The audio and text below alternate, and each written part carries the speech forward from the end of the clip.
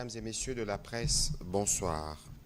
Heureux de vous retrouver à nouveau dans le cadre de cet exercice de redevabilité. Et comme vous le savez, depuis quelques jours, nous revenons essentiellement sur la situation sécuritaire dans l'Est de la République démocratique du Congo, mais dans toute la République démocratique du Congo aussi, marquée par cette agression barbare du Rwanda qui continue d'endeuiller les populations congolaises et toute la République démocratique du Congo.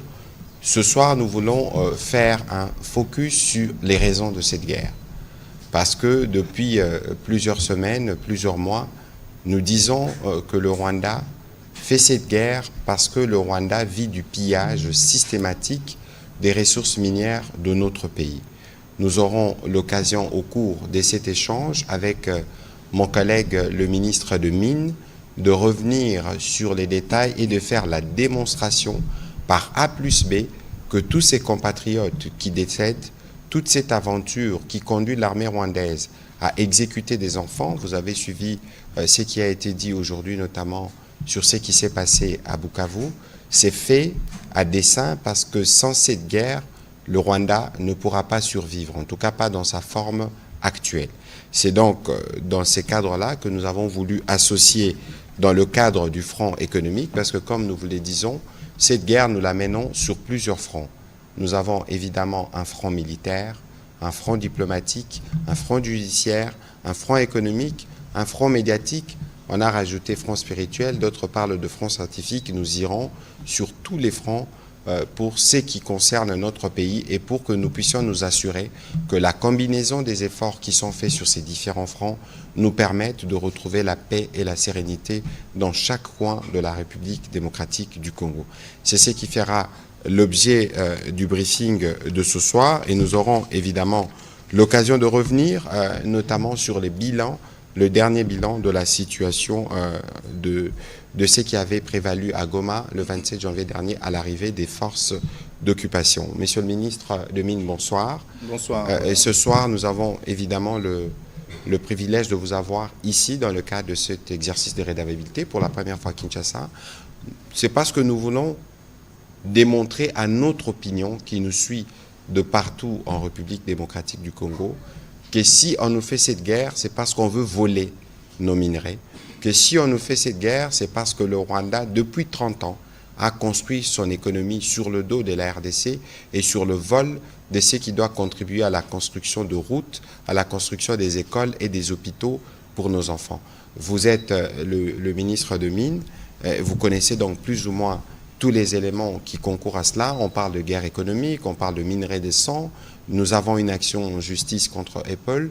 Qu'est-ce que vous pouvez nous dire ce soir pour qu'on puisse avoir une meilleure compréhension et surtout que nous vous avons vu prendre des mesures qui concernent notamment des zones minières qui ont été récemment occupées par les forces d'agression. Voilà. Merci pour cette sollicitation. Donc, ce que je voudrais d'abord rappeler ici à l'ensemble de nos compatriotes, c'est que le chef de l'État, le président Félix-Antoine Tshisekedi Tshilombo, a mis au centre de ses préoccupations le fait que les minerais de la RDC doivent profiter aux Congolais en premier lieu et également au développement socio-économique de nos populations. Les richesses générées par les minerais sont celles qui doivent servir à construire le développement de la République démocratique du Congo. Et donc c'est là le point de départ de notre action gouvernementale au niveau des mines, cette action gouvernementale conduite par son Excellence Madame la Première ministre. Alors, je dis souvent que les minerais de la RDC sont en fait une richesse sous nos pieds, mais malheureusement un désastre sous nos yeux. Et aujourd'hui, on le vit dans notre chair. Nos populations sont meurtries, nos femmes sont violées, des enfants sont abattus, les populations sont déplacées et vivent dans des conditions désastreuses. Tout ça suite à l'agression du M23 soutenu par les forces rwandaises sur notre terrain. Alors, avant d'aborder l'ensemble des questions que vous avez évoquées, et c'est tout à fait normal de dire que le régime au niveau du Rwanda se sent menacé par les actions qui ont déjà été prises jusqu'à ce jour. Alors, à ce jour, qu'est-ce qui a été fait? On peut classer différents points et différentes actions qui ont été menées au niveau du gouvernement et au niveau du ministère des Mines. D'abord, au niveau du gouvernement, simplement rappeler à nos populations que le franc congolais est stable depuis plus de 6 mois. L'autre chose à rappeler, c'est le pouvoir d'achat pour les biens de première nécessité est maintenu, mais également, on voit déjà maintenant, avec les excédents que le gouvernement a réalisés, les routes se mettent à être construites, que ce soit dans la ville de Kinshasa, mais également à l'intérieur du pays. Alors sur le plan minier, nous avons également abattu un travail important, et ce travail consiste à crédibiliser les minerais de la République démocratique du Congo auprès des acheteurs finaux. Pour ça, il y a tout ce qui est mis en place au sein de la traçabilité, donc pour assurer que nos minerais sont certifiés au niveau de leur origine et que ce ne soient pas des minerais issus du sang, issus de conflits armés et où les droits humains sont respectés. Nous avons entrepris des démarches avec les États-Unis d'Amérique. Avec les États-Unis d'Amérique et l'ensemble des partenaires dans le Mineral Strategic Partnership, où nous avons mis en place, dans le cadre d'une feuille de route, l'ensemble de nos préoccupations, de sorte à pouvoir les adresser et faire en sorte que nos minerais puissent être acceptés au niveau des États-Unis, par exemple dans ce cadre du MSP, donc le Mineral Strategic Partnership. Au niveau de l'Union européenne, il y a 2 ans, la République démocratique du Congo avait signé un mémorandum d'entente pour l'approvisionnement des minerais critiques auprès de l'Union européenne. Et en décembre dernier, la République démocratique du Congo a présenté, et ça a été validé au sein de l'Union européenne, sa feuille de route pour assurer l'approvisionnement de ces minerais à ces marchés occidentaux. Alors, pourquoi on fait tout ça? C'est simplement pour que nous puissions montrer l'importance de pouvoir acheter directement ces minerais auprès de la République démocratique du Congo, plutôt que d'aller au travers d'un proxy, et ce proxy ici, en l'occurrence, est le Rwanda. Donc, nous mettons en place tout ce qui est nécessaire pour assurer ce qu'on appelle une diligence raisonnable, pour nous assurer que les minerais que nous exportons soient des minerais qui ne soient pas issus de conflits et qui respectent les droits humains et une exploitation responsable et durable. Autre chose que nous avons entreprise, c'est au niveau de la ceinture aurifère au niveau de l'Est de notre pays, c'est que nous avons déployé 100% congolais l'entreprise DRC Gold Trading, l'ancienne Primera Gold en fait, qui aujourd'hui appartient à 100% à la République démocratique du Congo et qui a effectué son déploiement depuis Bukavu, Kalemi, Buta, pour nous assurer que nous captons cet or et que cet or ne soit plus exporté de manière illégale vers les pays voisins et notamment le Rwanda. Donc, une fois que l'on a dit tout ça, ces mesures qui sont en train d'être prises ci et là sont des mesures qui, pour nous, en tant que République démocratique du Congo, nous assurent de pouvoir profiter de ces richesses pour le développement de notre pays. Mais en face de nous, nous avons une économie qui dépend en grande partie de ce pillage et en grande partie de ce vol des ressources. Les mesures qui sont en train d'être mises, et vous imaginez bien, Monsieur le ministre, que si les acheteurs finaux se détournent du receleur qui est le Rwanda, ils n'ont plus aucune raison d'être. Et en fait, les revenus qui sont utilisés et qui peuvent être générés pour l'économie rwandaise n'arrivent plus dans ce pays. Et à ce moment-là, la République démocratique du Congo devient une menace pour ce pays voisin. Et ici, il est important de se poser la question, pourquoi cela se passe aujourd'hui, maintenant ? Et avec les éléments que je viens de vous étayer, vous voyez que la République démocratique du Congo s'organise pour pouvoir mettre en place et profiter des ressources générées par le secteur minier, en particulier sur l'est du Congo, mais cela dérange visiblement notre voisin qui vient et qui, aujourd'hui, pour la survie de leur régime, se mettent à piller, se mettre à tuer nos populations avec les massacres que nous avons connus, que ce soit à Goma et aujourd'hui à Bukavu, avec certains enfants qui ont été tués. Je voudrais clarifier un peu ce système par rapport au circuit, en fait, au circuit d'approvisionnement. Pour que ça soit bien illustré, je voudrais montrer quelques éléments ici. Par exemple, sur le coltan de Rubaya. Vous allez voir sur le coltan de Rubaya tout le schéma illicite d'exportation qui passe donc depuis Rubaya et qui repart.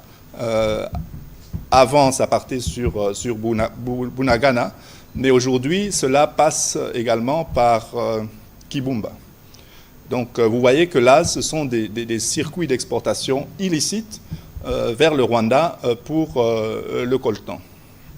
Et c'est des circuits que vous avez commencé à démanteler avec les différents services. Tout à fait. Au moins les mesures qui ont été prises. Tout à fait. Mais ces circuits ont également été pointés et indexés par les experts des Nations Unies dans les différents rapports qu'ils ont remis, que ce soit en juin l'année passée, mais également récemment, donc la sortie de ces rapports des experts des Nations Unies. Ouais, donc tout ça est 150 tonnes de coltan étaient... Voilà. Donc là, nous avons l'illustration de ce chemin d'évacuation des minerais. Mais il y a un autre exemple sur l'or, par exemple. Vous allez voir que la République démocratique du Congo, sur toute sa partie est, est dotée d'importants gisements d'or. Et tous ces gisements d'or, en fait, toute l'exploitation artisanale n'est pas comptabilisée en République démocratique du Congo. Et pourquoi elle n'est pas comptabilisée? Simplement, les tableaux à l'écran illustrent bien toutes les zones aurifères dans toute la partie, donc c'est tout le cordon est de notre pays. Tout à fait. Et ce sont ces grandes quantités d'or qui sont justement évacuées vers le Rwanda en partie. Et vous voyez là l'importance que nous avons eue de déployer la société DRC Gold Trading qui a commencé à capter cet or. Et cet or qui, aujourd'hui, avec les efforts qui ont été faits jusqu'à ce jour, s'il est capté par la République démocratique du Congo, c'est cet or qui ne part pas dans les pays voisins. Alors, pourquoi je voudrais montrer quand même l'importance de cela dans l'économie du pays voisin. Si vous voyez l'ensemble des exportations du Rwanda en minerais, vous allez voir différents minerais qui sont exportés. Et les statistiques, ça c'est les statistiques pour les 3 derniers mois par exemple. Vous allez voir que ce soit pour la cassitérite, pour le coltan, wolframite et tout ça, nous nous situons dans des zones qui sont aux alentours de 10 millions de dollars à peu près chaque mois. Mais par contre, et le schéma illustre très bien, pour l'or, vous voyez que nous sommes dans des proportions bien plus grandes. Bien sûr. Et ces proportions vont, je dirais, jusqu'à des niveaux assez élevés, 80 millions de dollars par mois. Monsieur le ministre, avant que vous ne continuiez, il faut qu'on soit précis. Le Rwanda ne dispose pas des gisements d'or sur son sol. Tout à fait. Tout à fait. Et donc, et voilà donc ces statistiques. Et même Je pense qu'on peut montrer la projection des prochaines ou des futures exportations que le Rwanda souhaite faire.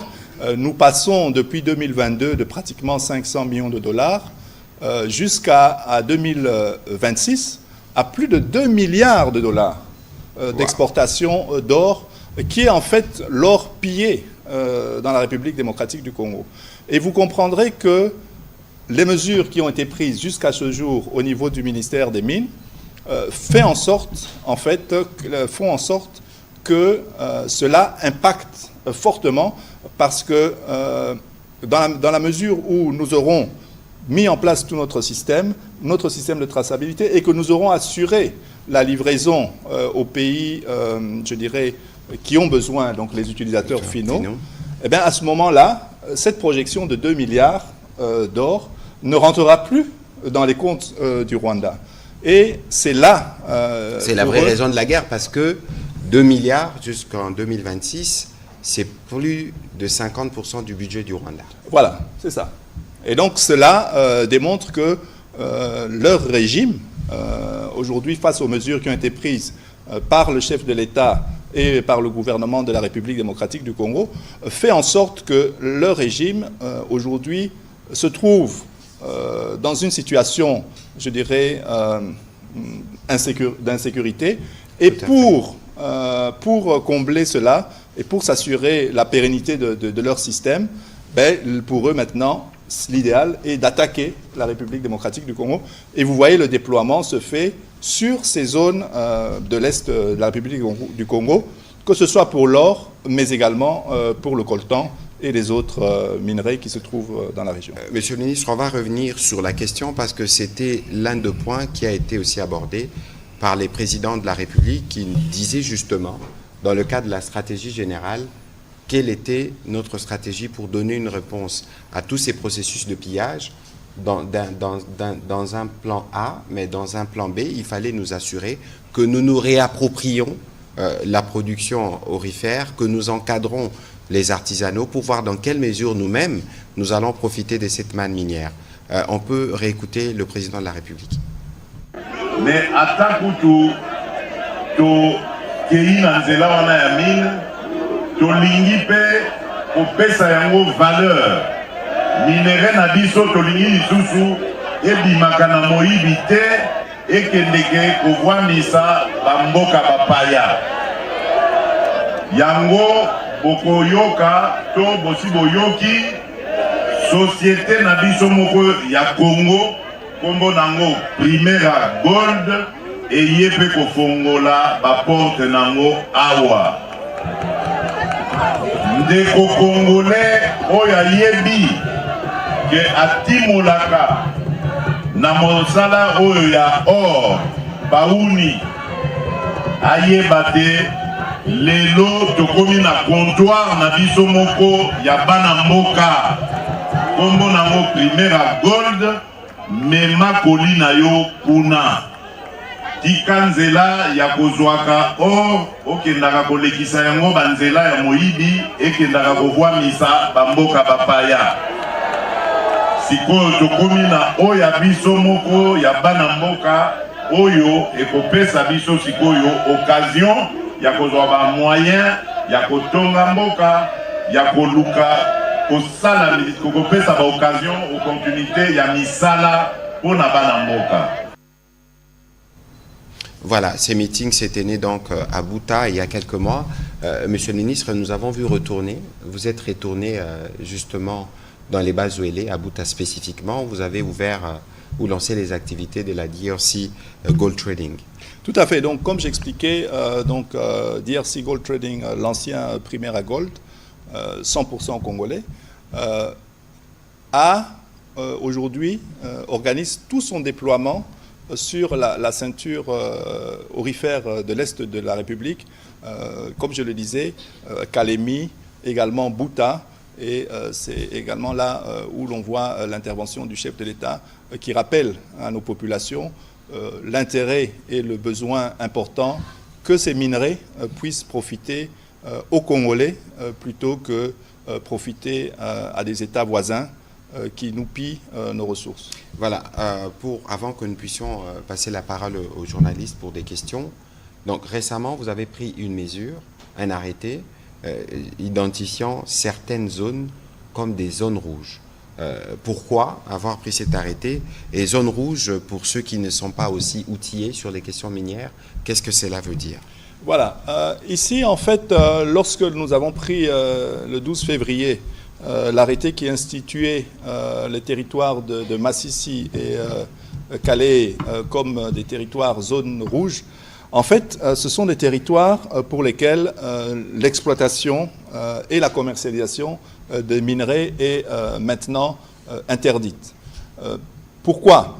Parce que cela rentre en fait dans un mécanisme qui institue ces zones rouges et qui permet à la République démocratique du Congo, dans le cadre des accords qui existent, que ce soit au niveau régional, mais également au niveau international, d'assurer et bien d'identifier que ces minerais sont des minerais issus de zones de conflit et que ce sont des minerais qui ne répondent pas à la diligence raisonnable. Et pourquoi nous avons fait ça? En fait, tout simplement parce que ces sites sont exploités illégalement par le M23 ainsi que le Rwanda.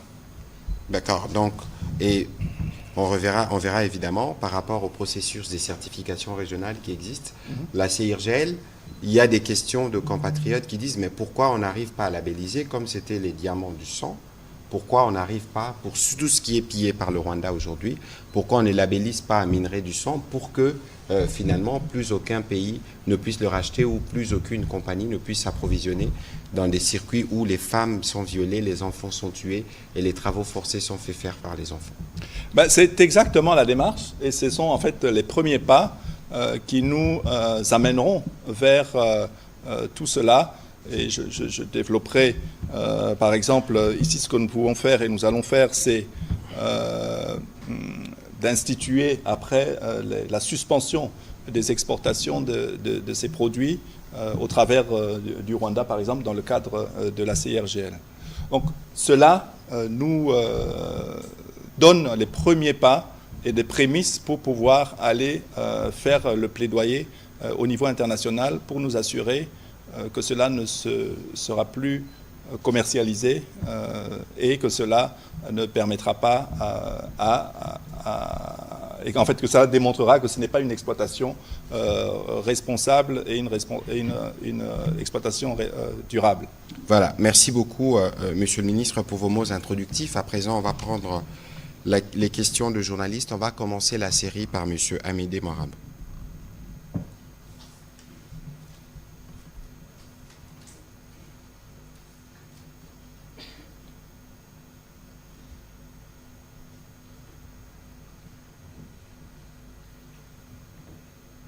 Merci beaucoup, Monsieur le Ministre, de la parole.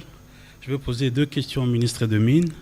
La première question, Monsieur le Ministre, il y a quelques semaines, un média britannique, The Guardian, a publié un article dans lequel il citait 3 sociétés qui étaient impliquées dans l'approvisionnement des minerais pillés, notamment à Roubaïa.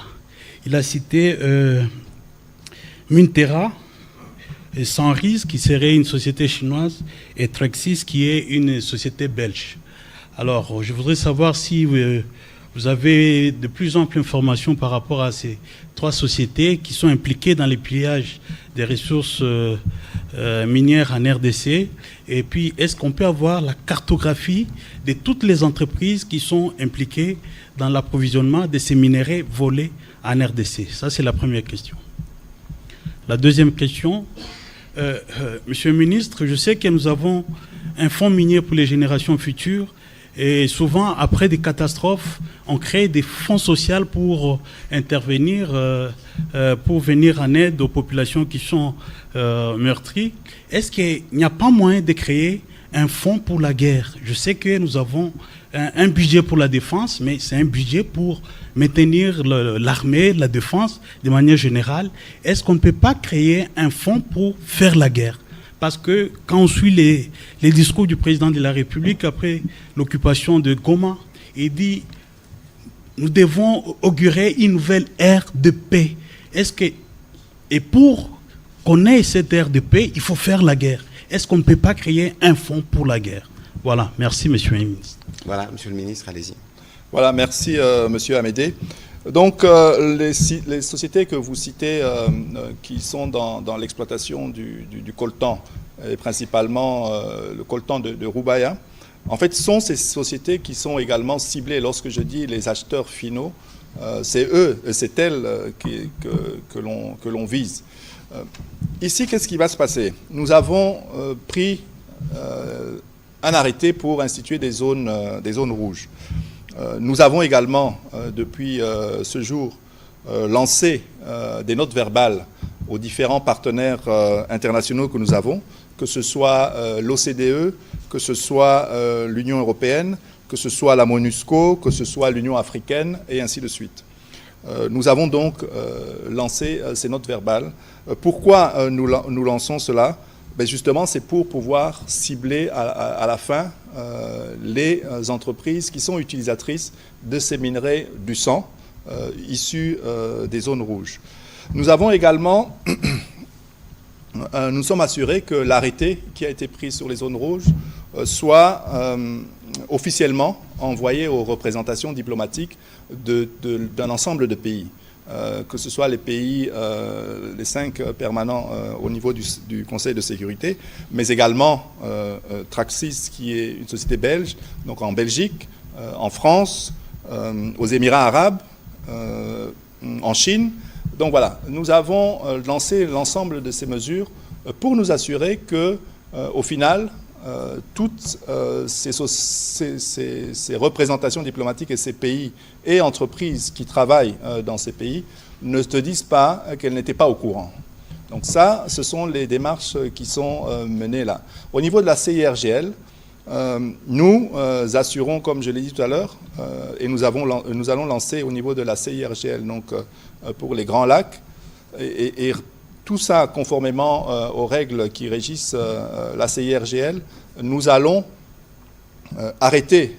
demander l'arrêt des émissions des certificats d'exportation pour ceux qui sortent de ces zones, mais également la suspension, puisqu'on a démontré que cela passe par le Rwanda, d'assurer l'arrêt et la suspension de ces exportations, jusqu'à aller même demander la saisie par les pays par lesquels cela transite. Donc, cela sont les mesures qui sont en train d'être prises pour nous assurer que l'ensemble des bénéficiaires, soit informés, mais deux, qu'ils ne participent pas au recel de nos produits. Parce que celui qui achète chez le voleur, je dirais, et lui-même aussi favorise l'ensemble des désastres qui se déroulent sur notre territoire dans l'est du pays principalement. Donc ça, c'est pour l'ensemble de ce qui se passe. Effectivement, nous avons la cartographie, nous avons les raffineries au Rwanda qui exportent jusqu'à 800 kilos d'or par jour vers les Émirats au travers de leur raffinerie Gasabo Gold. Donc, nous avons l'ensemble des éléments, nous avons les acheteurs également, et c'est vers eux que nous allons prendre les mesures pour tirer la sonnette d'alarme. Concernant l'effort sur les aspects sociaux, donc ça, je dirais que c'est plus coordonné au niveau du gouvernement. Nous avons au niveau du gouvernement le ministère des Droits humains, nous avons le ministère des Affaires sociales qui se mobilisent aujourd'hui pour apporter des réponses aux familles qui sont endeuillées, mais également aux déplacés dans ces régions envahies par le Rwanda après tous les crimes et les atrocités qui ont été commises là-bas. Pour la deuxième question, je disais, on crée un fonds pour la guerre qui est financé par nos ressources minières. Est-ce que c'est possible de le faire? Bon, ça, ce sont des mesures. On a déjà actuellement pris des mesures au niveau gouvernemental pour justement commencer à avoir des ressources nécessaires pour faire front. Donc cela existe déjà. le budget de l'État prévoit un budget pour l'armée.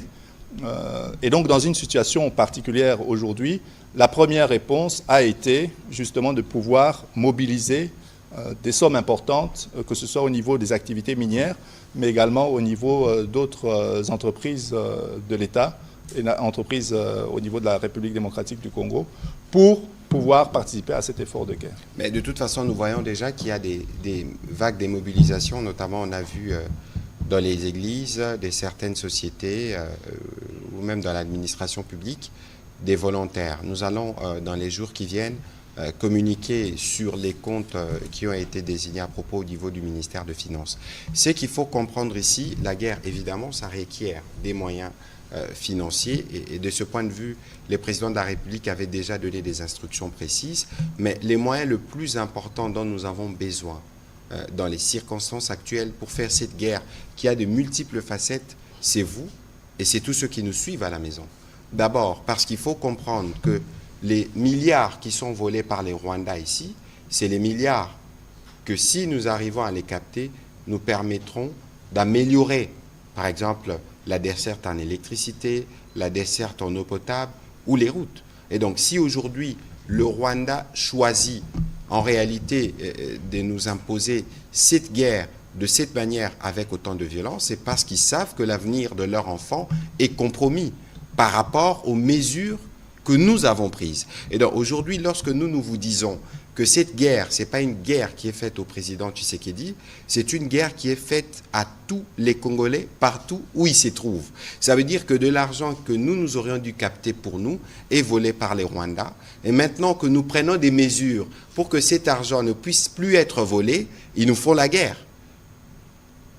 Même ceux qui sont leurs complices aujourd'hui, ils ne seront jamais en mesure, quel que soit le cas de figure, de payer la facture de la guerre qu'ils nous font. Parce qu'en réalité, les intentions sont permanentes de dire que cette partie de l'Est, que ce soit au niveau politique, au niveau militaire ou au niveau économique, doit rester dans l'air giron pour poursuivre les sales habitudes qu'ils ont accumulées depuis 30 ans. Et le président de la République a dit non. Il a dit non de la manière la plus ferme. Non pas parce qu'il faut simplement dire non, mais parce que nous avons, nous, besoin de capter les ressources que sont les nôtres. Le président de la République était disposé, à son arrivée aux responsabilités, de faire une coopération claire avec tous les 9 pays voisins. Et ceux qui choisissent de piller, de tuer, ils nous choisissent même de faire la guerre. Nous leur devons une réponse populaire. C'est pourquoi tous les Congolais, partout où nous sommes, 26 territoires, 26 provinces, un pays, 145 territoires, un pays, 455 tribus, un pays, plus de 100 millions d'habitants, un pays. Ça veut dire que nous tous, dans nos différences, dans notre diversité, nous devons nous lever pour être les moyens humains qui vont nous permettre de faire la guerre et de la terminer une fois pour toutes. Et c'est pour ça que c'est important que vous, les professionnels des médias qui comprenez ces enjeux, à la lumière des données qui vous sont communiquées ce soir, que vous puissiez aussi faire votre part. On va prendre les questions de M. Prince Mahiro et on va demander à Mme Joséphine Mawete d'avancer.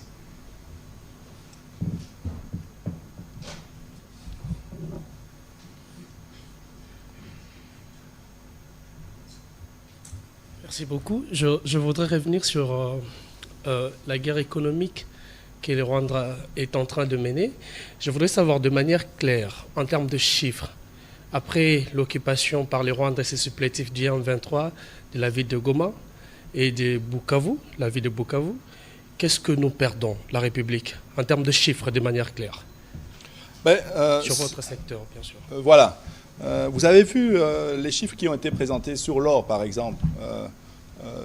Il y avait des exportations d'1 milliard de dollars pour l'année écoulée. Mais aujourd'hui, et pour les 2 prochaines années, les planifications font qu'ils partent à 2 milliards de dollars. Mais d'où vient ce doublement de la production et des exportations que le Rwanda va réaliser? Mais ça vient justement de l'occupation qu'ils font de notre territoire sur l'ensemble de ces périmètres, comme je le disais, où il y a les exploitations d'or. Mais également, sur le coltan. Aujourd'hui, 1 kilo de coltan coûte à peu près $70. Alors, le Rwanda, depuis la prise par le M23 avec les forces rwandaises de la mine de Rubaya, c'est plus de 150 tonnes, c'est-à-dire 150 000 kilos que vous multipliez par $70. Et là, vous avez le vrai chiffre de ce qui part chez le voisin. Donc, pour vous expliquer clairement, donc ce sont ces chiffres astronomiques qui sont pillés et ce sont ces sommes qui partent chez le voisin et qui empêchent la République démocratique du Congo de poursuivre son développement et d'utiliser ses atouts, notamment son secteur minier. Alors, ce que nous avons fait, et comme je l'expliquais, c'est tous les aspects de mobilisation de cette communauté internationale et surtout la communauté des acheteurs. C'est de pouvoir mobiliser cette communauté pour dire non. Et nous avons donné et nous proposons des alternatives. Ces alternatives, nous les proposons au travers de l'approvisionnement en minerais critiques pour les États-Unis. C'est au travers de l'approvisionnement et du MOU qui a été créé, signé, la feuille de route qui a été présentée avec l'Union européenne. Et cela continue avec les autres pays, que ce soit le Japon, que ce soit l'Inde. Tous ces pays ont aujourd'hui besoin de ces minerais critiques pour assurer la transition énergétique, mais également pour tout ce qui est technologie de la défense et technologie par rapport à l'intelligence artificielle, par exemple, ou la technologie digitale dans les téléphones mobiles. De toute façon, il y a une étude globale au niveau du gouvernement de l'impact de cette guerre en termes de productivité de ces différentes provinces, de contribution au niveau du budget national. Et donc, les moments venus, dès que le travail sera consolidé par les ministères sectoriels, nous aurons l'occasion d'en parler. On va prendre les questions de Madame Joséphine Mawete. Merci, Monsieur le Ministre. Ma première préoccupation est axée sur les minerais de sang. Votre arrêté la semaine dernière a carrément mis un accent sur certains minerais dans les secteurs qui ne devraient plus être exploités, notamment les secteurs occupés. Mais la question reste celle de savoir comment reconnaître les minerais qui sortent de ces zones. Est-ce qu'il y a un système de traçabilité où on s'imagine seulement que ces minerais sortiraient de certaines zones? Mais aussi en cas de non-respect de votre arrêté. Y a-t-il des mesures qui pourraient être carrément mises en place pour certaines entreprises qui n'auraient pas respecté ce que vous avez signé? Voilà, c'est assez simple en fait. Les minerais, de manière générale, possèdent une identité. C'est un peu comme nous, humains, nous avons un ADN qui est particulier à la source où ces minerais ont été créés. Et dans le cadre de la CIRGL, par exemple, il existe, et on peut demander à tout moment, de pouvoir s'assurer et de vérifier, de faire des audits et des enquêtes pour s'assurer et comparer l'empreinte de ces minerais qui sont exportés par un des membres de la CIRGL pour nous assurer que ces minerais viennent bien de ce pays, en tout cas dans le cas d'espèces. Ça, c'est un premier point. Nous allons continuer à suivre cela également avec, dans un avenir assez proche, aller jusqu'à la déclaration de zones interdites pour toutes les activités minières. Et cela, nous allons passer par la soumission d'un décret à la Première ministre pour pouvoir avoir ces zones interdites. Et enfin, comme je l'ai dit, il y a toute cette mobilisation diplomatique auprès des États qui achètent, des pays en fait, dans lesquels ces entreprises achètent, pour pouvoir pointer, que ce soit dans le cadre des directives de l'OCDE, que ce soit dans le cadre de la Conférence internationale des Grands Lacs. Et donc ce sont tous ces aspects de traçabilité que nous allons imposer pour que chacun puisse répondre de la source d'approvisionnement et s'assurer que ce ne soit pas des minerais issus de zones de conflit ou minerais de sang comme on vient de le dire. Monsieur le ministre de la Communication, après que la RDC ait résolu le problème de guerre, serons-nous prêts, Après que nous ayons résolu le problème de la guerre à l'Est, serons-nous prêts à collaborer économiquement avec tous les pays agresseurs, notamment dans ces secteurs liés aux minerais? Écoutez, ce qu'il faut savoir à ces sujets, comme le président de la République le dit et redit, nous n'avons pas de problème avec le peuple rwandais. C'est le régime rwandais et son président qui s'est lancé dans cette aventure dangereuse de pillage, pas seulement, des tueries, des massacres, y compris sur les femmes et les enfants. J'aurai l'occasion de vous donner quelques chiffres qui m'ont été transmis aujourd'hui par le ministère de la Santé avant que nous commencions cet exercice. Et donc aujourd'hui, il faut considérer que les présidents rwandais et son régime seront passagers. De toute évidence, les pays sont appelés à exister pendant des années. Et vous comprenez peut-être que lorsque nous étions tous à l'école, en tout cas, à un moment donné, on nous a parlé de la guerre de 100 ans en Europe. Malgré qu'il y a eu la guerre pendant 100 ans, après, il y a eu des processus qui ont conduit plus tard à la création de l'Union européenne. La guerre que nous connaissons, c'est une guerre qui dure 30 ans et qui peut encore durer des années. Parce que lorsque vous avez les présidents rwandais principalement, avec ces intentions non seulement expansionnistes, mais ces intentions de maintenir ses mains sales, ensanglantées sur notre pays, ce sera évidemment difficile de donner un horizon aux enfants rwandais, de collaborer avec les enfants congolais. C'est évident que ce qui se passe aujourd'hui, tous nos morts, nous n'allons jamais les oublier. Et d'ailleurs, à ces propos, nous étions avec le président de la République à Munich, nous avons eu une réunion avec le juge de la Cour pénale internationale pour justement discuter dans la suite de ce que nous avions fait à Genève, de la mise en place d'une procédure judiciaire qui va aller, là, pour ce qui a été dit à Genève, on commence de janvier 2022, un peu comme la CPI, mais nous devons aller plus loin. Parce que si on n'apporte pas des justices, on ne sera pas sûr que ceci va continuer. Et donc, nous pensons que nous aurons la possibilité de continuer la collaboration ou les relations avec les pays limitrophes, mais avant que nous n'y arrivons, on termine la guerre, on passe par la justice. Pour que ceux qui sont coupables de ces viols, de ces massacres commis pendant autant d'années et en série, puissent en répondre. Et pour le reste, de toute évidence, c'est la finalité d'ailleurs du processus de Luanda. La fin du processus de Luanda prévoit les retours des relations entre les deux pays. Mais pour autant qu'on termine les processus. Et donc ici, nous avons d'abord un président rwandais qui veut faire la guerre à tous les Congolais, et les Congolais vont donner la réponse, et nous donnons la réponse qu'il faut donner. Ce n'est qu'après tout ceci, après la justice, évidemment, qu'on pourra entrevoir les questions dont vous parlez. On va prendre les questions de M. Serge Tseka.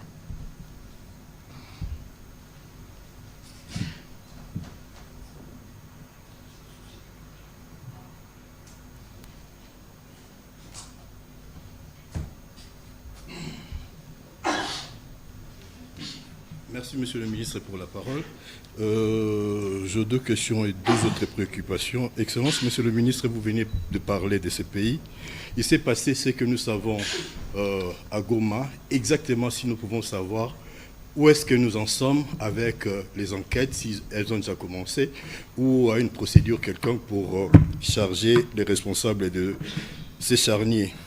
À Davos, on a parlé des dépenses, que la délégation congolaise aurait dépensé beaucoup plus d'argent. Je voulais avoir votre commentaire à ce sujet. Deux rumeurs. On nous parle du retrait des Glencore par rapport à la situation actuelle du pays, et on parlerait, je l'ai dit au conditionnel, d'une chasse à l'homme contre le Swahiliphone, le peuple de l'Est. Est-ce que vous avez un commentaire à ce sujet? D'abord, je commence par le dernier point. Vous avez parlé des rumeurs. C'est extrêmement dangereux. Nous venons chercher l'information près de vous. Je continue. Pourquoi nous vous disons et nous répétons qu'il faut faire attention au poison rwandais? Ici, je précise que le poison, c'est les mensonges. Vous avez vu vous-même le président rwandais devant CNN. On lui pose la question, avez-vous des troupes dans l'est de la RDC? Il a répondu non. Et le monde entier a compris que c'était les premiers menteurs. Parce que c'est l'empire du mensonge. Première chose. Deuxième chose, quand vous suivez le faux narratif de dire en RDC on fait la chasse aux Tutsis, nous devons faire la chasse aux FDLR. Dites-moi, les FDLR, ils sont à Goma? Ils sont à Bukavu? Les vraies motivations de la guerre sont celles que mon collègue a expliquées. Ici, en République démocratique du Congo, je les disais tout à l'heure et comme je l'ai dit chaque jour, nous sommes 26 égale 1. Pourquoi depuis toutes ces années-là, nous vivons, il y a évidemment des conflits communautaires qui sont gérés. Pourquoi on ferait la chasse aux swahiliphones aujourd'hui? Donc moi aussi on doit me chasser. Parce que je le suis en partie. Alors ça, c'est du poison rwandais.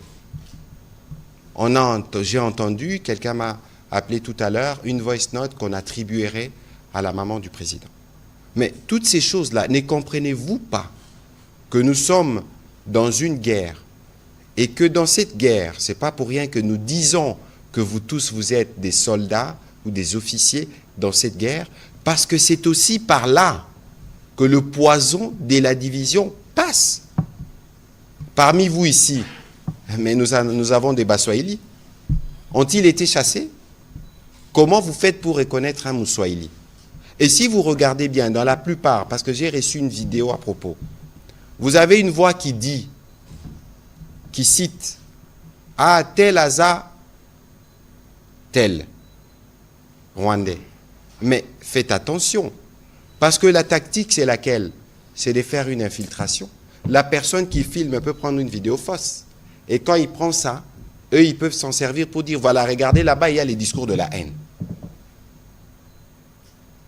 Et ça, c'est des choses qui sont totalement fausses.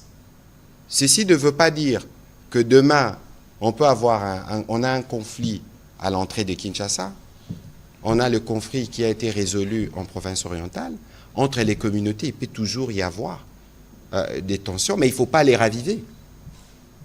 Pourquoi aujourd'hui tous les Congolais se sentent blessés?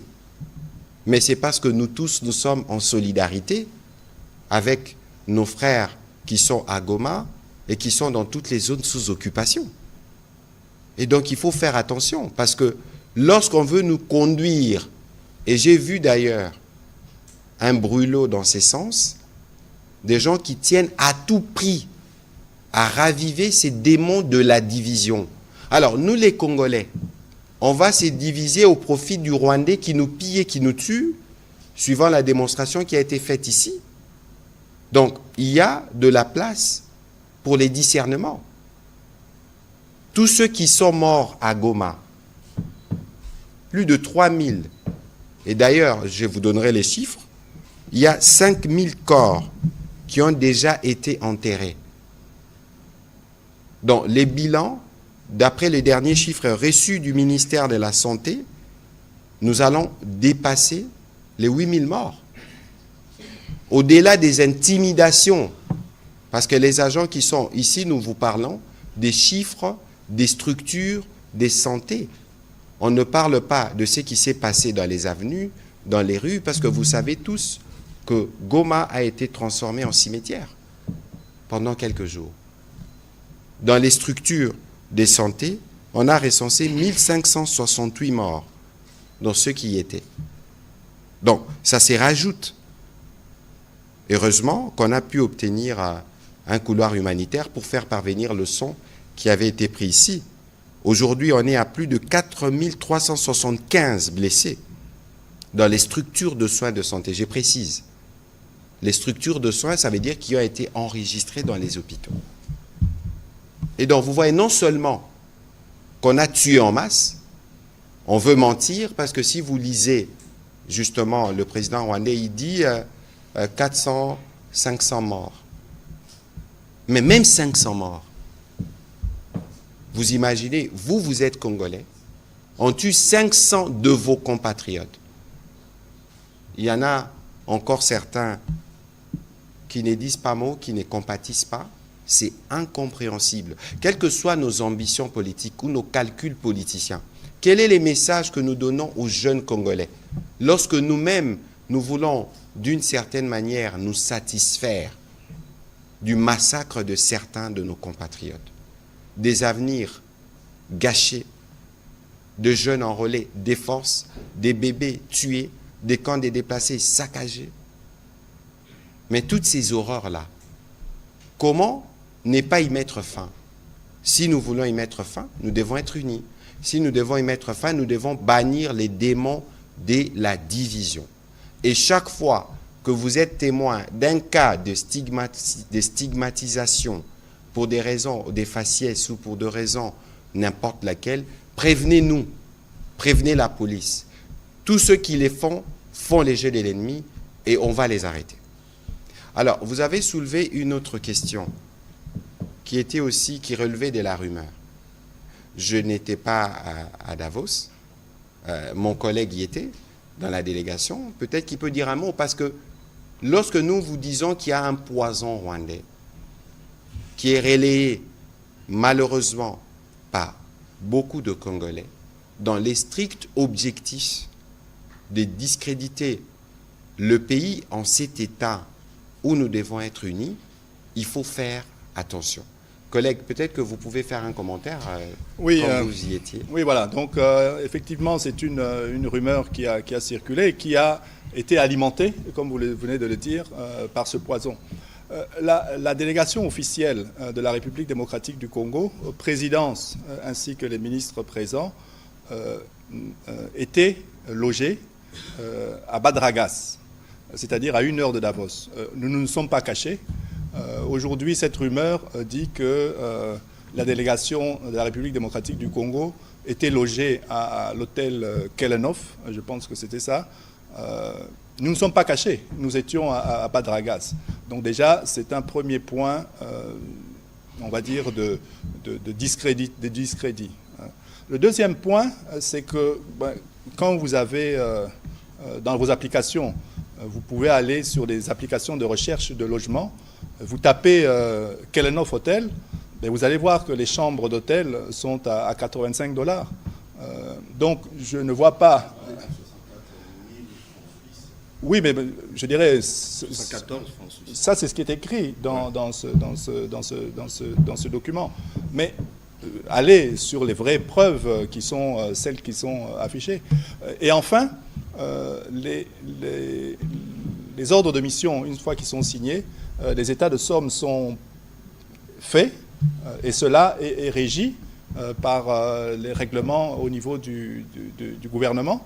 Et donc, les chiffres et les différentes rubriques sont bien connus. Et le Trésor sort cela pour l'ensemble des représentations qui sont, en tout cas des ministères, qui sont présents sur une mission. Donc, je dirais, il faut éviter de s'alarmer et de continuer. Parce qu'en fait, comme disait le collègue, celui qui relaie cette information, d'abord sans avoir vérifié, je viens de vous donner 3 raisons au minimum pour dire que ce n'est pas bon, puisqu'on a fait ça, mais également sur l'aspect de Glencore qui se retire de la République démocratique du Congo. Glencore est présent en République démocratique du Congo avec 2 sociétés, une qui s'appelle Mumi, Mutanda Mining, et une qui s'appelle KCC. Et d'ailleurs, le groupe Glencore vient d'envoyer un démenti formel en disant qu'ils n'ont aucune intention de quitter la République démocratique du Congo. Et les efforts que nous faisons au niveau du gouvernement, ce sont des efforts de pouvoir assurer et la promotion des investissements étrangers dans notre secteur minier et des travaux qui sont faits dans le cadre du climat des affaires. Et tout ça, ce sont des choses qui contribuent à installer pour la longueur et pour la durée ces entreprises. Et nous sommes d'ailleurs en train de poursuivre l'installation d'entreprises, je dirais, étrangères dans le cadre de notre diversification de nos partenariats, dans différentes provinces, sur différents minerais. Et ces entreprises, aujourd'hui, arrivent en République démocratique du Congo parce que la transition énergétique se fera avec tous ces minerais critiques. Et ces minerais critiques sont en République démocratique du Congo. Et donc, les acheteurs finaux et ces États, dans le cadre de leur politique en approvisionnement en minerais critiques responsables et durables, n'ont plus aujourd'hui besoin de passer par un tiers, par un proxy, pour pouvoir s'alimenter, parce que nous leur ouvrons les portes et nous leur mettons en place tout ce qui est nécessaire pour qu'ils puissent venir investir durablement en République démocratique du Congo et s'assurer de cet approvisionnement responsable. Un petit commentaire sur ce que vous disiez sur la Suisse, où le Parlement suisse s'est réuni pour dire de couper avec un gouvernement, mais c'est du mensonge cousu des tissus blancs sur fil noir. Ça veut dire, donc, le Parlement, si le Parlement s'est réunissé, mais il y a une ambassade, il y a des mécanismes diplomatiques. Ici, c'est dire d'ailleurs, parce que nous, on n'a pas des mots pour répondre à des rumeurs, de manière générale, c'est pour ça que nous comptons sur vous, justement, sur votre discernement comme journaliste. Lorsqu'une information vous arrive, regardez d'abord la source. Regardez les propagateurs, ce qu'ils disent. Nous avons fait un effort qui n'a jamais été fait dans ce pays en termes de redevabilité. Nous venons toujours vous dire ce qui avance, ce qui n'avance pas. Et aujourd'hui, si vous regardez les tableaux généraux, vous avez suivi toutes les réformes qui sont en cours d'implémentation au ministère de Mines, mais la raison de la guerre, parce que vous avez vu les chiffres. Le Rwanda qui exporte 800 kilos d'or jour, alors qu'il ne regorge pas d'or dans son sous-sol. Ils ont construit une raffinerie comptant sur l'or volé en République démocratique du Congo et pillé. Et comment voulez-vous que le président de la République ne s'élève pas pour dire non à cela? Comment voulez-vous que les Congolais ne s'élèvent pas tous pour dire non à cela? Et surtout qu'en prime, on tue nos compatriotes. Donc il y a un besoin pour nous tous de prendre conscience et de la nécessité pour nous de travailler pour que ceci s'arrête. Alors, sur l'autre dimension de votre question, évidemment, il y a eu la réunion de Genève, il y a les procédures au niveau du commissariat des Nations Unies pour les droits de l'homme. Je crois que les moments venus, les dispositifs se mettront en place. Mais ce que je sais, c'est que j'ai participé à la réunion entre le président de la République et les procureurs de la Cour pénale internationale. Il y a une détermination claire à poursuivre, parce que ce sont les Rwandais qui nous agressent, même s'ils n'ont pas ratifié je pense, le protocole, les statuts de Rome, mais il y a des Congolais qui sont complices. Le temps de la justice va arriver. Et on a vu les types de crimes. Crimes de guerre, crimes contre l'humanité, attaques casque bleu, attaques en des déplacés, attaques de civils. Il y en a beaucoup, la liste des crimes. Il y aura beaucoup de clients pour la CPI, au terme de tout ceci. Et ceci va arriver parce que c'est une justice qui se mettra en place à la fois au niveau interne, à la fois au niveau international, quels que soient les cas de figure. On ne peut pas imaginer que plus de 5000 compatriotes soient morts dans des conditions effroyables. On ne peut pas imaginer que de compatriotes sont assassinés parce qu'ils font des chansons. On ne peut pas imaginer que des enfants soient attaqués. Vous avez vu de scènes de torture. Tout ceci ne restera jamais impuni. Et aucun Congolais ne devrait les tolérer. On va prendre les questions de M. Eric Izami et puis on prendra quelques-unes en série pour terminer le briefing de ce soir. Merci de la parole, Monsieur le ministre. Je vous ai très bien suivi. Vous avez dit et répété, insisté qu'il faut que le mine de la République démocratique du Congo profite aux Congolais. Mais je suis en train de remarquer et faire remarquer que de toutes les mines que nous avons, parce qu'on ne peut pas parler de minerais ou de mines sans évoquer la République démocratique du Congo, aucun Congolais n'est propriétaire d'une mine. Pourquoi cela? Au niveau de Indaba Mining à Cape Town, en Afrique du Sud, vous êtes revenu plusieurs fois sur le mot diversification. Diversification par rapport aux partenaires, diversification par rapport aux différents types de minerais à exploiter, parce que nous sommes plutôt bien connus par rapport au cuivre, par exemple, Et puis vous avez aussi évoqué la diversification au niveau des zones d'exploitation. Pourquoi l'aviez-vous fait et jusque-là déjà, ça sera pour quel impact? Et puis je voudrais terminer pour cette question. Aujourd'hui, on parle de cette transition et on évoque un minerai particulier, il s'agit du lithium. Et quand on évoque le lithium, on voit le territoire de Manono, nous sommes dans la province de Tanganyika. Et j'y ai été plusieurs fois, Manono. Alors, ma question c'est, quelle est la politique du gouvernement pour pouvoir créer le capital humain capable de pouvoir gérer ces minerais particuliers? Parce que c'est sur base de ces minerais que l'on va fabriquer des batteries pour nos téléphones, pour nos ordinateurs, pour nos véhicules et même pour les avions, j'imagine. Ce sont là mes préoccupations. Et je voudrais dire aussi un mot. L'année dernière, ça c'est une félicitation quand même pour le gouvernement, on a vu la joint venture entre la GECAMINE et Ivanhoe qui a créé Kiko à Kipushi pour la production du zinc. C'est pas rien, bravo. Mais quel est le plan, par exemple, pour la relance de l'AMIBA? C'est toujours dans votre secteur. Mais le collègue va répondre parce qu'il a des réponses. Mais nous sommes spécifiquement aujourd'hui dans le cadre de la démonstration du processus de pillage de nos minerais mis en place par le Rwanda. Et aujourd'hui, le ministre s'attelle à démontrer comment nous démontons cela. L'idéal serait qu'on reste, en tout cas pour les prochaines questions, dans le cadre que nous avons prévu. Monsieur le ministre, allez-y s'il vous plaît. Voilà. Donc j'irai rapidement alors pour ne pas déborder par rapport aux autres questions qui seront sur le sujet. Pourquoi il n'y a pas de propriétaires congolais de mines? Les mines, l'industrie minière est une industrie très capitalistique. C'est une industrie qui demande beaucoup de fonds. Au jour d'aujourd'hui, cela se fait par des sociétés étrangères. Mais il y a déjà des Congolais qui sont propriétaires de titres miniers.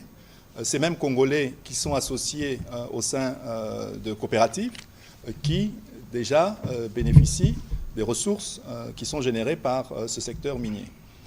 Par contre, nous avons et nous poussons, vous avez parlé de la diversification, le premier point de notre diversification, c'est la diversification de nos partenaires. Et dans ces partenaires, il y a également Sud-Sud, mais également Congo. Et nous mettons tout en place, et nous avons déjà identifié 3 Congolais qui ont besoin et qui ont déjà certifié les ressources minières, et nous allons les accompagner pour que leurs projets puissent éclore de manière à avoir justement ces Congolais présents dans, on va dire, dans la grosse industrie minière. Alors, je prendrai, dans le cadre des efforts, juste pour illustrer, un cas bien précis. Donc, la diversification pour nous, c'est diversification de nos partenaires dans l'exploitation minière, diversification des minerais, vous avez cité le zinc qui vient d'être mis en place avec Kiko, diversification de nos provinces minières pour pouvoir équilibrer justement le développement et les ressources dans les différentes provinces, diversification des produits finis ou semi-finis, donc tout ce qui est transformation locale, et également la diversification où on va utiliser les fonds générés par les mines pour pouvoir assurer la vraie diversification de notre économie au travers de l'agriculture, comme le veut le chef de l'État, mais également d'autres secteurs, que ce soit l'industrie, le tourisme et les services. Mais je vous dis ici, par exemple, nous sommes déjà avec une entreprise qui coche ces 5, une entreprise nouvelle qui vient s'installer en République démocratique du Congo, qui coche ces 5 piliers ou ces 5 axes de diversification. C'est une entreprise japonaise qui vient dans le Congo central pour travailler sur du manganèse avec des produits qui seront transformés localement et qui vont créer sur la rivière au niveau de Luozi toute une activité, on va dire, de passagers, mais également piscicole. Donc vous avez là un exemple concret de ce qui est fait, où la République, sous l'impulsion du chef de l'État et sous sa vision, de pouvoir justement attirer des nouveaux partenaires dans notre pays pour répondre à ça. Et c'est ça notre politique. Pour le lithium de Manono, nous sommes dans un processus de développement de ce gisement de lithium au niveau de Manono.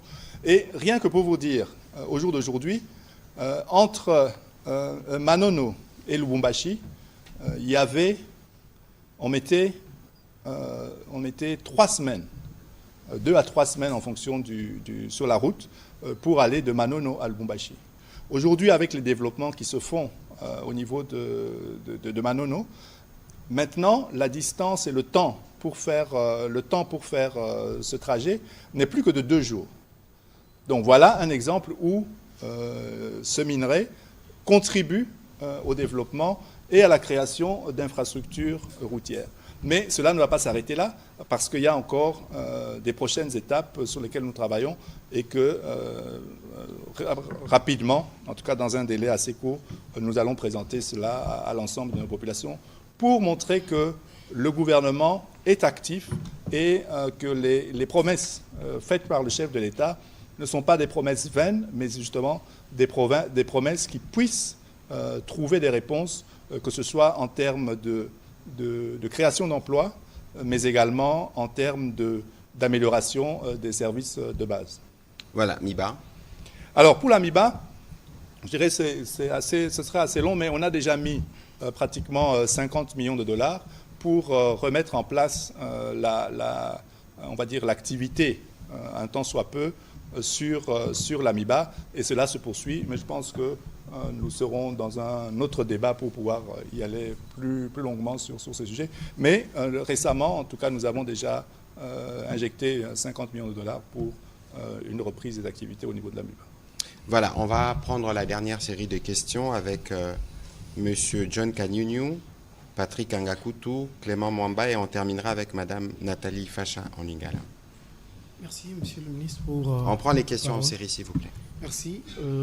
On enregistre les questions, on y répondra en une vague, Monsieur le ministre. Monsieur le ministre Mouyaya, comme vous nous avez demandé de ne parler que des sujets que vous avez évoqués, mais excusez-moi de parler de ce même sujet, mais autrement, sur Bunia. Monsieur le ministre, suite à plusieurs menaces relayées par le chef d'état-major général de l'armée ougandaise, le général d'armée Muhoozi Kainerugaba, sur ce compte X, menaçant la prise de Bunia par l'armée ougandaise. Et aujourd'hui, on a vu des convois de l'armée ougandaise faire leur entrée dans la cité de Bunia. Et cela effraie un peu la population après toutes ces menaces-là. Est-ce dans le cadre des opérations conjointes FARDC-UPDF contre les ADF? Si oui, les ADF sont-ils traqués avec des chars ou par des chars? Parce qu'on sait qu'ils opèrent en petits groupes de 5 ou 10 et dans des milliers reculés. S'il vous plaît, Monsieur le ministre, il y a aussi le même général, le même officier général, le chef de l'armée ougandaise, qui avait dit sur ce compte X que l'armée ougandaise ira protéger les ougandophones. Je suis du terroir, je n'ai jamais entendu parler de ça. Est-ce que Kinshasa prend ça au sérieux? Merci de revenir sur la première question pour apaiser la population de Bunia qui est un peu effrayée en ce moment. Merci. Bon. Écoutez, de toute évidence, la République ne se gère pas sur les réseaux sociaux, encore moins les relations diplomatiques. Nous avons des relations diplomatiques avec l'Ouganda. Nous avons un travail que nous faisons ensemble dans les cadres de l'opération Shuja, dans des zones qui sont bien circonscrites. Et vous avez suivi le porte-parole de l'armée dans la région qui a communiqué, et cela a été diffusé à la télévision nationale. Il faut éviter de plonger dans la psychose. De toute évidence, nous avons de rapports diplomatiques avec l'Ouganda. Chaque fois que de besoin, autant de fois que cela est nécessaire, ma collègue des Affaires étrangères, rassurez-vous, pose des questions. Et donc, vous devez être sûr qu'il n'y a rien de tout ce qui s'est dit qui n'est négligé. Mais on ne peut pas, nous, considérer que toutes les questions de rapport entre États devraient se traiter là-bas. De toute évidence, s'il y a des situations qui se passent, nous viendrons répondre. Nous avions dans la région, il y a quelques jours, les ministres Luatum, qui est en partie originaire de là-bas. Nous avions aussi le ministre Sami Adoubango, qui a une grande notabilité là-bas. Ils sont revenus, je pense, à Kinshasa hier. Pourquoi? Parce que, évidemment, que nous suivons. Ne pensez pas que le focus, c'est simplement la situation qui est préoccupante dans les provinces du Nord Kivu et du Sud Kivu. Nous suivons la situation dans toutes les provinces. Et malheureusement, en Ituri, nous y étions il y a quelques mois avec la Première ministre, il y a toujours ces conflits communautaires qui persistent et ces attaques, notamment les attaques récentes. C'est pourquoi le vice-ministre de la Défense était rendu sur place.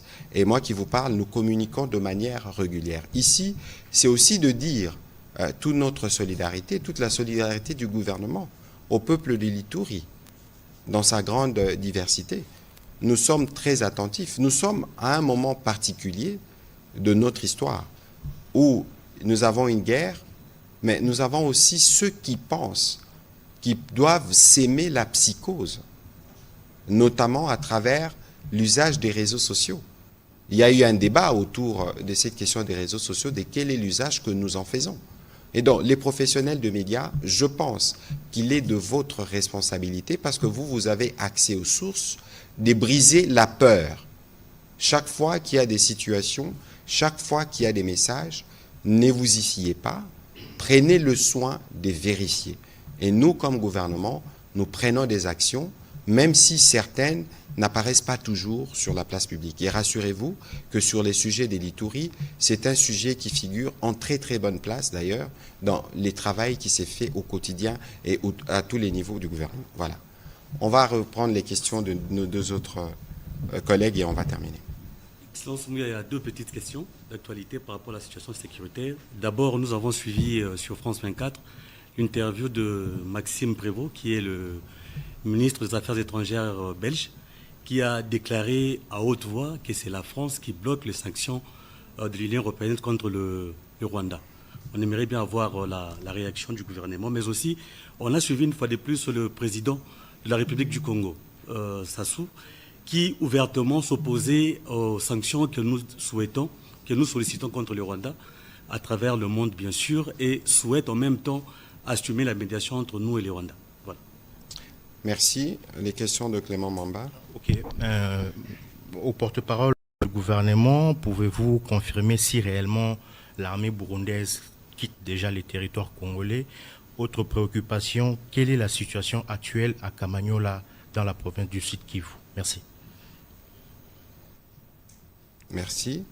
Alors, sur évidemment l'armée burundaise ou la situation à Kamanyola, nous suivons la situation heure par heure dans ce qui se passe dans le Sud Kivu. Vous avez suivi tout à l'heure qu'on a parlé de ces enfants qui ont été assassinés. Et donc, nous aurons l'occasion de revenir sur ces sujets avec le porte-parole de l'armée qui pourra donner des informations plus détaillées sur le sujet. Au sujet de l'armée burundaise, évidemment, avec le porte-parole de l'armée, nous aurons l'occasion de revenir sur toutes ces questions parce qu'il faut s'assurer qu'au niveau du gouvernement congolais, dans les relations qui existent entre les deux pays, que les questions ont été abordées. Donc, je me réserverai de donner une quelconque réponse en attendant justement d'avoir toutes les confirmations qui doivent venir de ceux qui sont au premier plan de la gestion de la question. Alors, sur la question de Patrick, bon, le président Sassou s'est exprimé. Il ne m'appartient pas de commenter les positions d'un chef d'État par rapport à sa vision sur la résolution de la crise. Mais il y a une chose que nous voulons, c'est que nous voulons que la guerre s'arrête chez nous, à tout prix. Et si parmi les leviers qui peuvent être utilisés pour que la guerre se termine pour nous, ça passe par des sanctions, alors nous y passerons. Ce n'est pas l'opinion des uns et des autres sur ces sujets-là qui va changer ce qui relève de la logique internationale. Ici, il y a un pays qui a agressé un autre en plein jour, qui a déployé plus de 5000 militaire et plusieurs encore de son commandement, et ceux qui sont les tenants du droit international doivent s'exprimer et tirer les conséquences. C'est pour ça que vous avez vu qu'il y a comme un sentiment de colère dans les chefs de certains compatriotes, des colères qui a été mal exprimée parce qu'on s'en est pris aux infrastructures diplomatiques. Nous avons condamné cela. Nous avons condamné cela parce que, quelle que soit la raison que nous avons, nous ne pouvons pas aller nous en prendre, nous exprimer dans la violence, dans les pays avec qui nous sommes en partenariat dans le cadre de plusieurs autres projets. Donc, cela doit être bien compris. Ensuite, nous, on ne va pas plonger dans un débat européen. Ce qui nous intéresse le plus maintenant, c'est que le principe qui sont mondialement défendus, les respects des droits de l'homme, les respects de la souveraineté et de l'intégrité territoriale de la RDC ont été violés. Et il y a des conséquences qui doivent être tirées auprès des structures internationales qui sont aussi partenaires du Rwanda. Et donc, la France, suivant ce qu'a dit le ministre des Affaires étrangères belge, aura l'occasion, en tout cas le 24 février, il y a une réunion de la Commission européenne qui va décider des sanctions. On espère qu'à cette occasion, la France pourra ne pas être l'élément qui freine. Pour parler de ce qu'a dit les ministres des Affaires étrangères. Par contre, au-delà du débat européen, vous avez tous vu samedi, le président Macron s'exprimer clairement sur la situation en RDC. Il a lui aussi réitéré un appel à un cessez-le-feu qui n'a pas été respecté. Et donc, il est aujourd'hui important que la France prenne en considération le fait que son appel n'a pas été entendu. Et donc, parce qu'ils sont ceux avec qui nous travaillons, je pense que dans les 2 jours ici, il y aura ma collègue des Affaires étrangères sera à nouveau à New York. Vous savez que la France est la porteuse de la plume là-bas, même si à New York, ce sont les pays africains qui bloquent l'adoption d'une résolution qui condamne le Rwanda clairement. Le président de la République a eu l'occasion de la mentionner. Mais sur ces fronts-là aussi, la France est active. Et donc nous voulons que la France ait une position cohérente à tout point de vue. Il faut des sanctions, il faut qu'elles arrivent. Et surtout que les appels publics de leur président n'ont pas eu d'écho, c'est une raison de plus. Donc pour nous, ici, nous pensons qu'il faut attendre au 24 février, voir le vote qui s'est fait généralement, je pense, par consensus ou à l'unanimité, de ce que cela va donner. Nous n'allons pas à la gestion diplomatique des rapports qu'a la France avec d'autres pays, mais nous voulons la France, conformément aux principes qu'elle défend, puisse agir sur ce qui se passe en République démocratique du Congo. Je voudrais ici insister sur le fait que, au-delà de tout ce que nous disons, si nous avons des sentiments de colère ou de frustration, il faut savoir comment les canaliser, parce que si nous ne canalisons pas nos sentiments de frustration, ça peut volontairement ou involontairement contribuer à la stratégie de l'ennemi. Même si la France, sur ces points, n'a pas encore montré qu'elle était prête à aller jusqu'au bout, nous espérons qu'ils vont y arriver au regard des derniers événements, mais sur d'autres fronts, la France travaille notamment au Conseil de sécurité pour faire passer un certain nombre de résolutions, mais la France est aussi impliquée dans les suivis de la crise. Au moins le président Macron s'est exprimé publiquement sans embâche sur ses intentions. Il y a beaucoup qui ne se sont pas exprimés comme lui de cette manière-là. Voilà. Madame Nathalie, pour terminer. Merci. Motuna nanga ministre Amine. Oti koloba a été makele topé ba mine ya ba minerai ya République démocratique du Congo ezali bongo koyibama na ba Rwanda. Kasi motuna ezali koyeba ete nini obotie na misala to botie liboso pote bamboka oyo ya ba molongo ba yeba ete makele wana euti na ekolo Congo démocratique pe matekamate. Merci.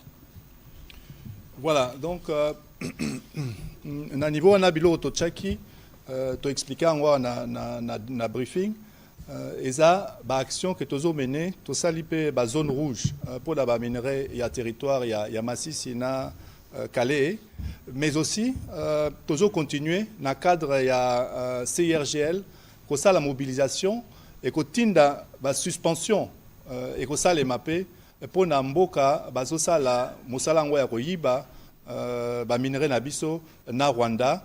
Donc yangonde tozo tia en place ba action en apona et ça les malisusu te et pona batwana bazalaka na ba mitala na litalatala et ba yebaka ke non ngai nazo sala jeu ya ba Rwandais, jeu ya mutu azo bomba ba Congolais, jeu ya mutu azo violer basi, jeu ya mutu azo kendepe azo sala ba déplacer oyo nyonso ezokoma na mboka na biso. Donc yangonde na koloba na biloko tozo sala na cadre wana. Eloko ya motu yao na koki kobakisa. Lelo tobengisaki ministre Amine pona nini? Parce que bitumba oyo bazo sala biso eza bitumba pona koyiba nkita oyo ya biso. Lelo tosali démonstration ya circuit boni Rwanda baza na pauli na se ya mabele na bango te. Ndenge nini bango bakoma kobima hein, producteur nango na Afrique basalela ngo même raffinerie. Na lopoto usine na transformation à Orwana basale lango eloko ya moyibi lelo ministre alakisi ba chiffre awa bakomi na ba milliards na 2026 bakoma na ba 2 milliards et lakisi c'est presque ou plus de 50% ya budget na bango oyo bazozwa na moyibi ya nkitao ya biso yango nde bazosala biso bitumba mbongo wana baza koyiba ezambongo ya biso nyonso 100 millions de Congolais. Parce que na mayele oyo président de la République achana mesa na musala oyo ndeko Kizito azosala na ndenge mama Sumino alandelaka ngo mikolo nyonso elakisi ke biso tozo boucher ba circuit nyonso oyo mbongo il faut ezongela ba Congolais bimaka yango ayebisi bino ya biso tosala DRC Gold Trading tosala oyo ya biso compagnie zalaka na kombo primaire ayobi na 2022 je crois ou 2021 to produisaka kaka 49 kilos ya or 49 lelo na ba effort ya président de la République to leka 5 tonnes to koma na ba 5000 kilos donc multiplié fois 1000 siko yo calculer kilo ya or ezalaka boni lelo $80,000 la tonne. $80,000 le kilo. 1 kilo $80,000. Siko bango na Rwanda na moyibi obayibaka na basiki obacha na Congo bazalaka na 800 kilos par jour. 800 kilos par jour. Siko sala 800 fois 80,000 et puis sur combien 640 millions ou 64 millions. Bossa la calcul. 64 millions par jour. O bazoyiba. Wan etali kaka or.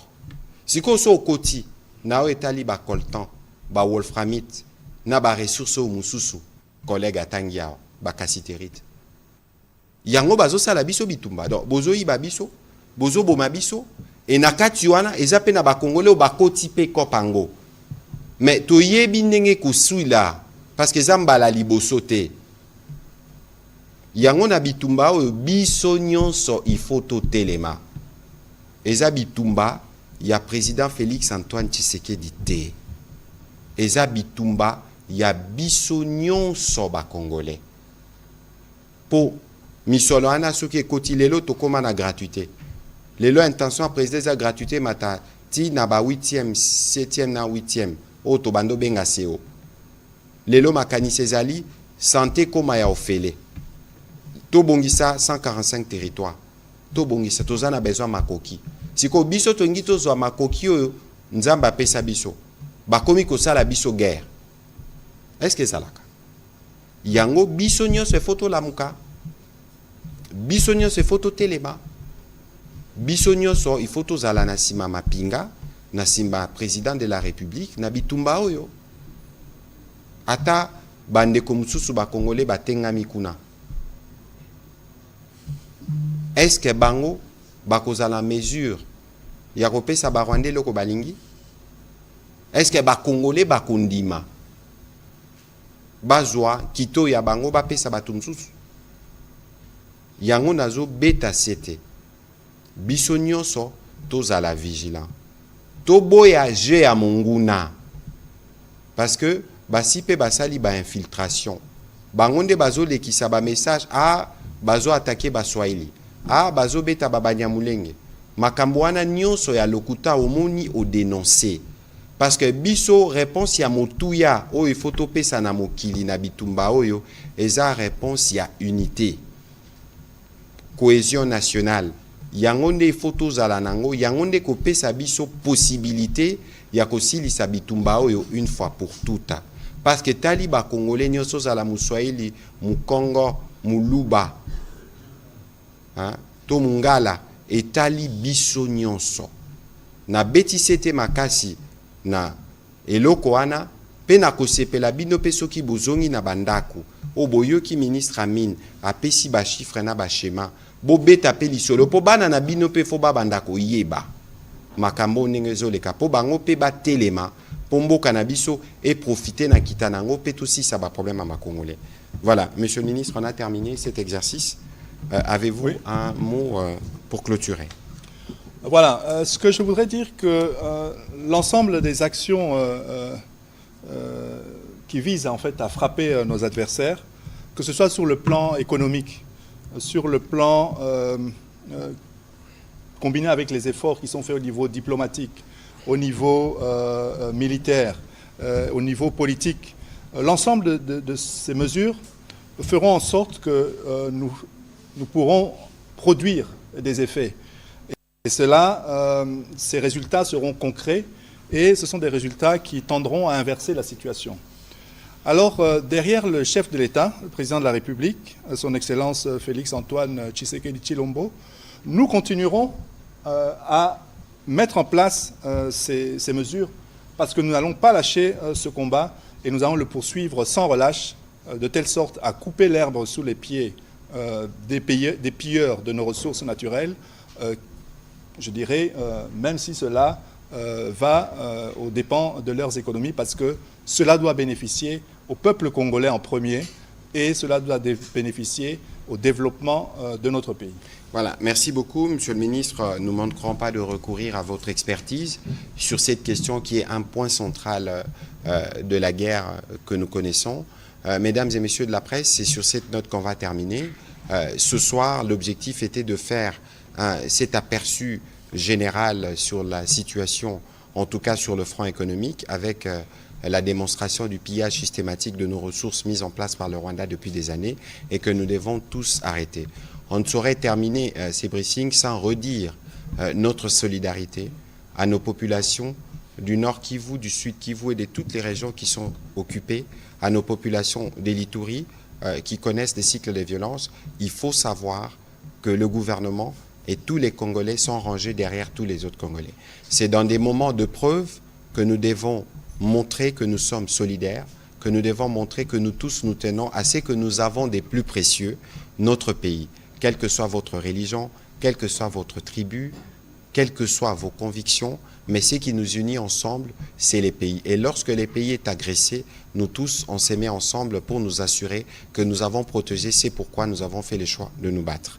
Que Dieu vous bénisse et bonne soirée chez vous. Merci.